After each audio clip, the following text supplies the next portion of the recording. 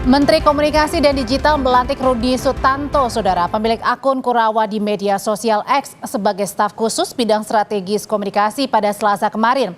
Selain Rudi, Mutia Hafid juga melantik artis Raline Shah sebagai staf khusus Menteri Bidang Kemitraan Global dan Edukasi Digital. Ada sejumlah aturan pengangkatan staf khusus kementerian dan kementerian koordinator yang ini tertera dalam Perpres nomor 140 tahun 2024. Di antaranya, saudara, adalah jumlah staf khusus menteri sebanyak 5 orang. Pengangkatan staf khusus mendapat persetujuan dari Presiden.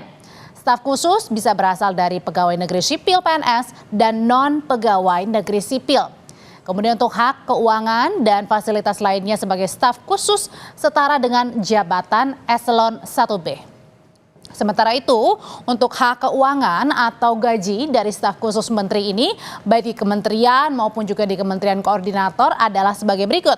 Yang pertama ada gaji bulanan atau take home pay yang dikantongi para staf khusus menteri ini sebesar mulai dari 31,3 juta rupiah sampai angkanya 33,9 juta rupiah. Nah, dengan rincian sebagai berikut, gaji pokok misalnya ini mulai dari 3,7 juta rupiah sampai 6,3 juta rupiah. Sementara untuk tunjangan kinerja yang didapat per bulannya ini setara dengan jabatan eselon 1B adalah sebesar 27,5 juta rupiah. Pertanyaannya, apakah latar belakang staf khusus menteri harus menjadi pertimbangan penting? Kita bahas usai jeda atau usai tayangan berikut ini. Terhitung sejak saat dilantik dalam jabatan baru. Menteri Komunikasi dan Digital Mutia Hafid menyebut tidak tahu jika staf khusus yang dilantiknya adalah pendengung media sosial Rudi Sutanto alias Rudy Valinka.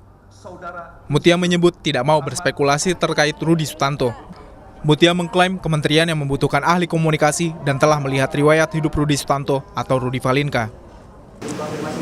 Saya nggak tahu ya Rudi Sutanto ya, yang saya kenal Rudi Sutanto gitu. Jadi saya tidak mau berspekulasi mengenai siapa Rudi Sutanto. Yang CV yang kami terima, beliau memang juga adalah strategi komunikasi dan jadi juga mewarnai di kementerian ini, karena secara kementerian ini kan juga nggak cuma digital tapi juga bidang komunikasi.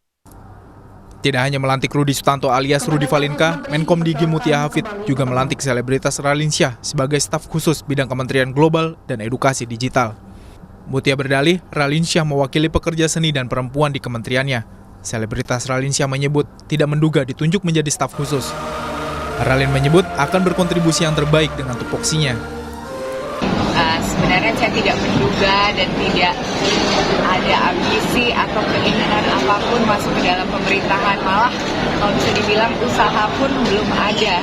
Tapi ternyata ditunjuk dan diberi amanah ini, dan saya benar-benar merasa bahwa saya punya peran di sini, saya mempunyai kapabilitas di sini dan juga ingin berkontribusi dan memberikan yang terbaik